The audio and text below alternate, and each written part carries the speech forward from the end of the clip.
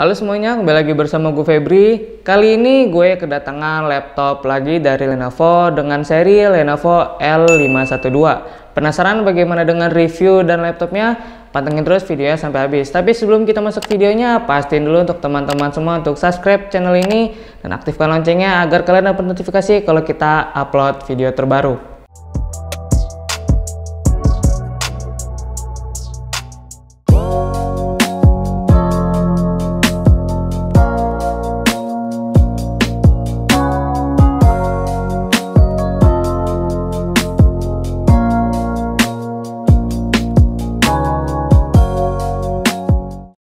Lenovo L512 ini laptop bisnis yang relatif murah dengan kinerja yang baik dan masa pemakaian baterai yang lumayan cukup lama. Untuk Lenovo L512 ini dia tersedia dengan dua ukuran. Yang pertama itu ada 14 inch, itu Lenovo ThinkPad L412, dan yang ini gue sedang review ini 15,6 inch Lenovo ThinkPad L512.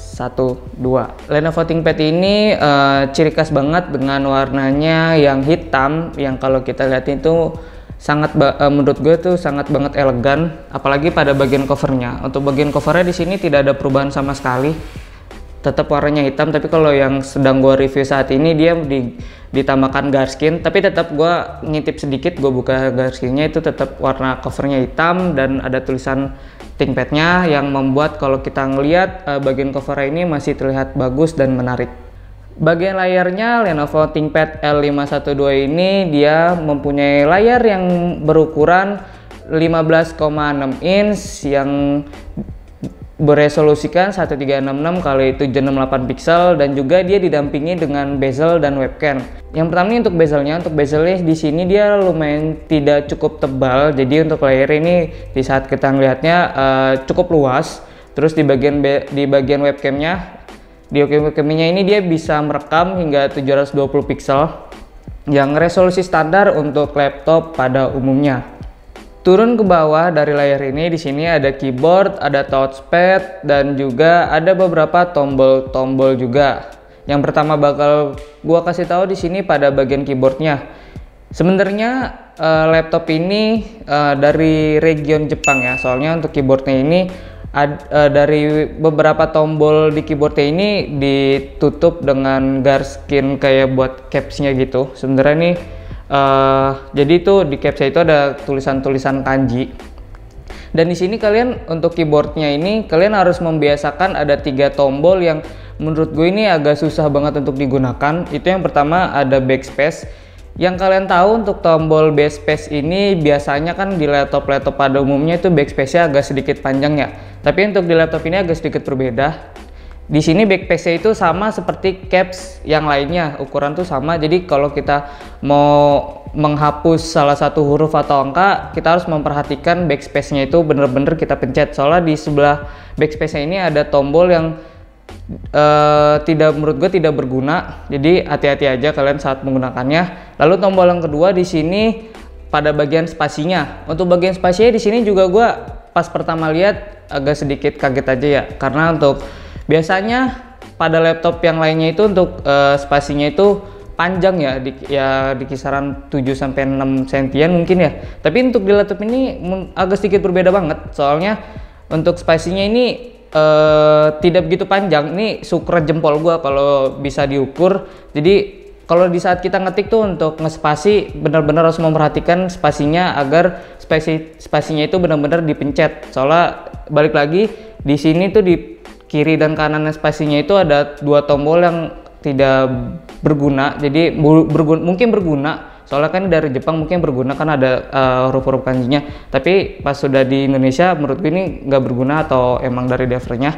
Terus yang selanjutnya di sini juga biasanya untuk kontrol atau CTRL pada keyboard kan itu ada di ujung paling kanan ya kalau dari gua. Kalau dari kalian tuh ujung kiri. Dan di sini untuk CTRL itu nggak di ujung, ini sebelum ujung, karena di ujungnya itu ada tombol Fn. Jadi kalau kalian ingin copy paste kayak kalian ngerjain soal atau apa, untuk pencet kontrolnya itu kalian harus perhatikan banget. Jangan sampai kalian pencet tombol Fn terus kalian udah ke dokumen yang kalian ingin copy ternyata tidak tercopy. Itu kalian harus perhatikan banget. Terus selanjutnya di sini ada touchpad, dan touchpadnya ini sama kayak seri-seri seri-seri Lenovo ThinkPad lainnya. Dia ada 3 tombol di atas, terus ada clicking bawahnya ada 2. Dan untuk feel dari touchpad ini menurut gua lumayan lah untuk responsibilitasnya. Menurut gua sih fine-fine aja. Terus di bagian klik 3-nya ini juga untuk clickingnya gampang, terus agak sedikit luas, dan touchpadnya juga kurang cukup luas, jadi agak sedikit sempit sih ya, 3-4 jari lah. Tapi responsifnya tadi gue bilang lumayan. Terus untuk clicking bawahnya ini sih agak sedikit kecil ya, jadi menurut gue agak sedikit susah juga untuk dikliknya. Dan untuk di bagian body-bodinya juga di sini di kanan dan kiri dia mempunyai terutama bagian sebelah kanan sana dia ada tombol fisik volume untuk mengecilkan dan membesarkan, dan untuk nge-silent, dan juga untuk mematikan mic dia ada tombol fisiknya sendiri. Terus di sebelah sini dia ada tombol ting dan TG ya, samalah kayak very Lenovo ThinkPad lainnya, ada ting tombol yang biru-biru gitu. Terus ada tombol power dan ada 4 tombol LED. Lalu bagaimana spesifikasi yang dikasih oleh Lenovo untuk laptop ThinkPad L512 ini?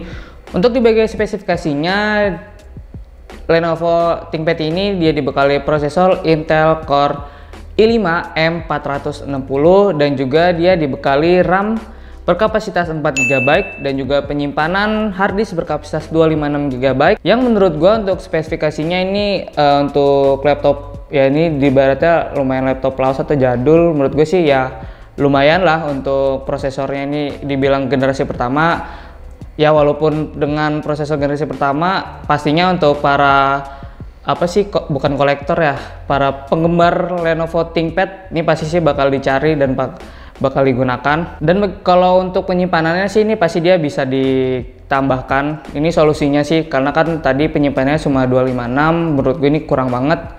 Paling ya bisa kita tambahkan atau bisa kita ganti lah, lebih tepatnya itu ya minimal 500 GB agar penyimpanan kalian tuh lebih luas dan banyak juga untuk menyimpan data-data yang kalian butuhkan. Dan untuk port-portnya untuk Lenovo ThinkPad L15 ini dia menurut gua untuk portnya lumayan cukup banyak.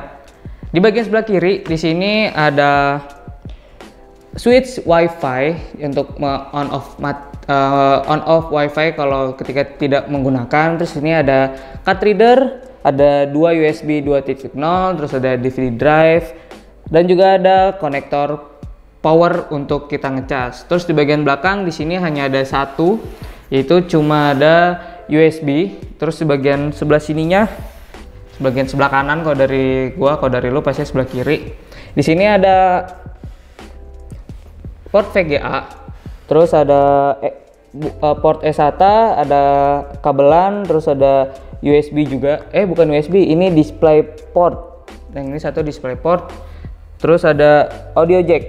Dan di depan sini nggak ada apa-apa, kosong aja. Cuma ada lampu indikator buat nge-sleep sama baterai. Dan pastinya untuk setiap port yang ada di laptop ini pasti sangat berguna banget untuk kalian. Laptop ini mempunyai 2 speaker stereo di bagian bawah sini, di bagian sebelah kanan dan bagian sebelah kiri. Terus bagaimana untuk kualitas audionya bisa kalian dengarkan, footage-nya ada di sini.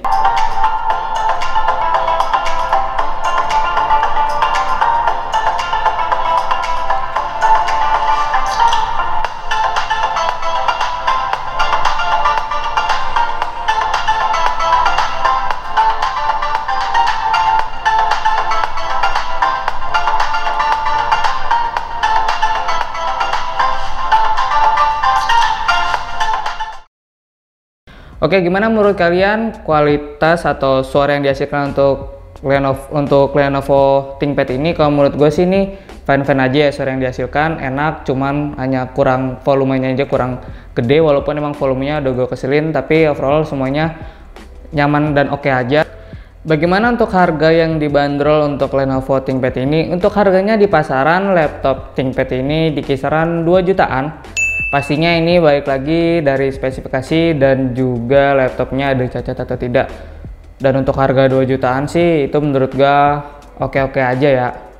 Dan kesimpulannya untuk Lenovo ThinkPad L512 ini menurut gua hampir cukup bagus, karena yang gua nggak suka itu ada di bagian keyboardnya. Tapi untuk semuanya gua fine-fine aja.